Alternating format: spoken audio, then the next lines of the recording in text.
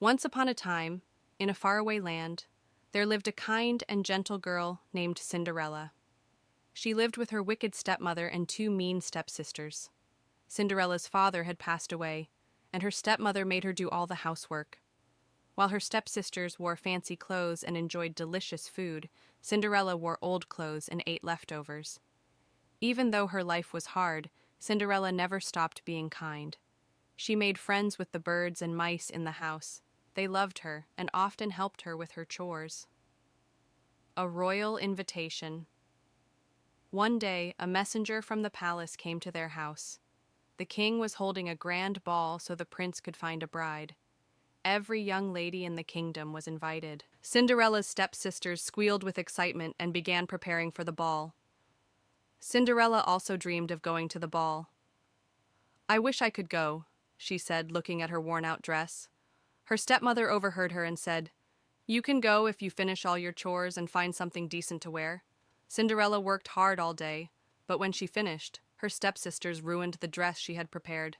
They laughed as they left for the ball, leaving Cinderella behind. The fairy godmother appears. Heartbroken, Cinderella ran to the garden and cried. Suddenly, a warm light surrounded her. She looked up and saw a kind old woman with a glowing wand. "Don't cry, dear," said the woman. "I am your fairy godmother, and I'm here to help you." The fairy godmother waved her wand and turned a pumpkin into a sparkling golden carriage. Then, she transformed 6 mice into horses, a rat into a coachman, and lizards into footmen.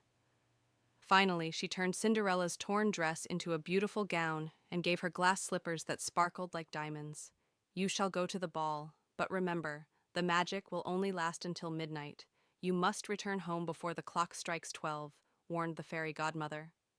The ball.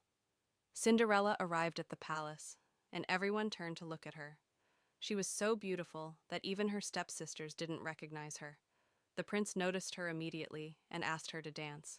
They danced all night, and Cinderella felt like she was in a dream. She was so happy that she forgot the time.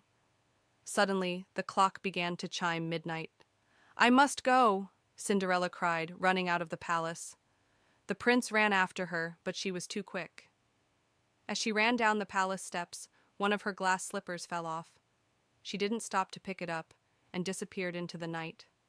The prince found the slipper and declared, "I will marry the girl who fits this slipper." The search for Cinderella.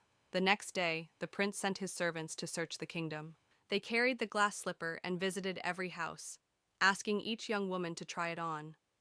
When the prince's servants reached Cinderella's house, the stepsisters tried to squeeze their feet into the slipper, but it didn't fit. "May I try?" Cinderella asked shyly. Her stepmother and stepsisters laughed, but the servant allowed her to try. The slipper fit perfectly. The servants brought Cinderella to the palace where the prince was waiting. Happily ever after. The prince recognized Cinderella and knew she was the one. They were married in a grand celebration, and Cinderella's fairy godmother appeared to bless them.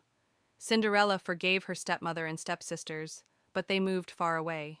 She and the prince lived happily ever after, spreading kindness and love throughout the kingdom.